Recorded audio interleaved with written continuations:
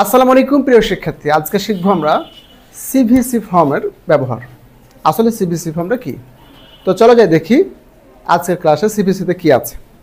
এখানে আমরা দেখতে পাচ্ছি যে আসলে সিভিসি ফর্ম কি। প্রশ্ন আসলে দেখো এখানে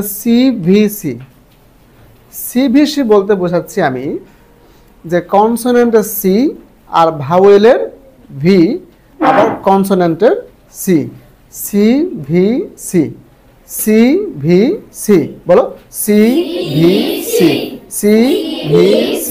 অর্থাৎ কনসোনেন্টের সি, ভাওয়েলের ভি আবার কনসোনেন্টের সি। এখন এই সিভিসিটা কোথায় দরকার আছে?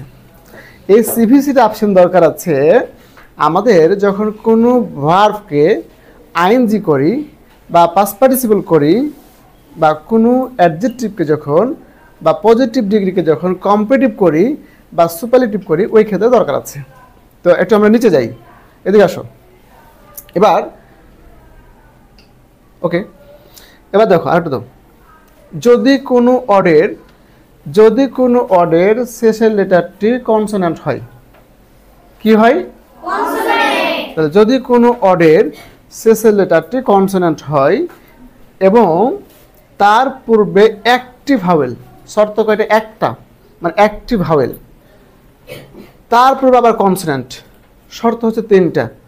যদি কোনো ভার্বের বা অ্যাডজেক্টিভের শেষের লেটারটি কনসোনেন্ট হয় এবং তার পূর্বে একটি ভাওয়েল, তার পূর্বে আবার কনসোনেন্ট, যদি এই তিন শর্তে থাকে তাহলে ওই ভার্বটিকে আইএনজি করার সময় বা পাস্ট পার্টিসিপল করার সময় বা পজিটিভের কম্পারেটিভ ফর্ম করার সময় বা সুপারলেটিভ ফর্ম করার সময় শেষের লেটারটাকে সাধারণত ডাবল করতে হবে। সাধারণত ডাবল হয়। প্রিয় শিক্ষার্থী, এটা যে সব ক্ষেত্রে ঘুরবে এমনটা না, ব্যতিক্রম হতেও পারে। এখানে আমাদের বেশ কিছু এক্সাম্পল আছে, সেগুলো আমরা এক্সাম্পলগুলো একটু দেখি।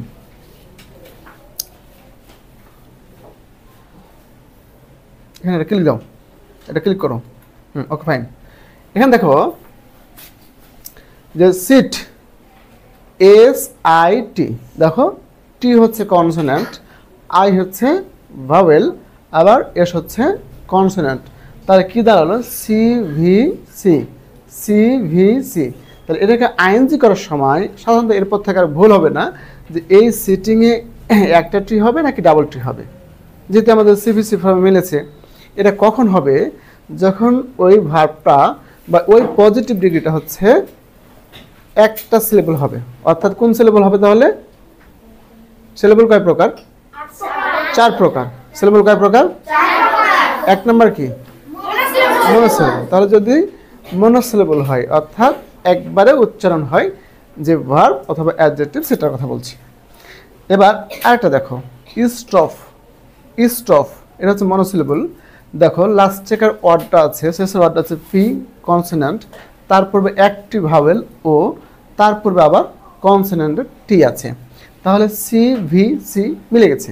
তাহলে এই ভার্বটাকে আমরা যখন আইএনজি করব বা পাস্ট পার্টিসিপল করব, তখন কী করতে হবে? শেষের যে পি আছে এটাকে ডাবল করতে হবে। দেখো স্টপ থেকে স্টপিং, STOPPING, অথবা স্টপড।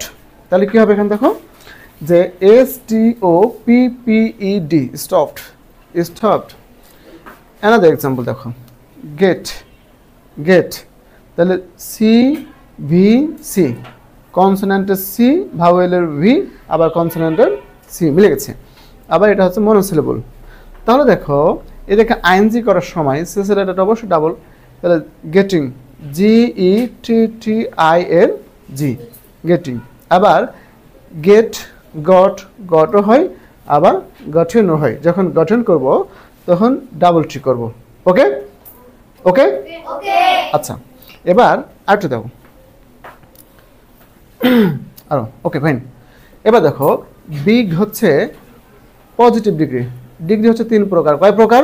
3 প্রকার। Positive, comparative, superlative. তাহলে পজিটিভ ডিগ্রিকে যখন আমরা কম্পারেটিভ করব, যেটা হচ্ছে একটা সিলেবলও থাকবে এবং সিভিসি ফর্মে থাকবে, ওই পজিটিভ ডিগ্রিকে যখন আমরা কম্পারেটিভ করব সামিহা, তখন হচ্ছে কী করবো? আমরা শেষের লেটারটাকে ডাবল করব। তাহলে কি দেখো, বিগ থেকে বিগার, BIGGER। আবার সুপারলেটিভ করার সময় একই কেস, BIGGEST, অর্থাৎ জিটাকে আমরা ডাবল করলাম। ক্লিয়ার? একটা দেখো স্মল, স্মল, এটা একটু দেখো যে কোনো অর্ডার শেষের লেটারটি ডাবল হবে। আমি কিছুক্ষণ আগে বললাম যে ব্যতিক্রম ঘটতেও পারে, খুবই কম। ব্যতিক্রম ঘটতে পারে তবে খুবই কম। তবে ওই সিস্টেমটা আমার মনে রাখতে হবে। তাহলে এই স্মলটা হচ্ছে একটা ব্যতিক্রম। Small, smaller, smallest, small, smaller, smallest. এবার দেখো টল, টলটা কি? তাহলে কোনো ওয়ার্ডের শেষে লেটারটি কনসোনেন্ট আছে, ডাবল কনসোনেন্ট আছে, তাই না? তারপর তাহলে কি করবে, আবার কি হচ্ছে তোমরা ইয়ার করবে কি না, এগুলো হচ্ছে ব্যতিক্রম। ঠিক আছে?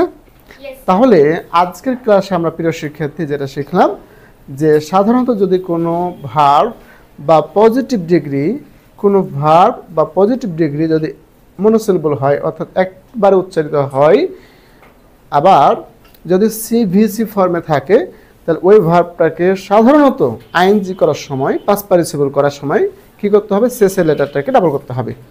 আবার যদি পজিটিভ ডিগ্রিতে থাকে, তাহলে ওটাকে কম্পিটিভ করার সময়, সুপারলেটিভ করার সময় অবশ্যই আমরা শেষের লেটারটাকে ডাবল করব।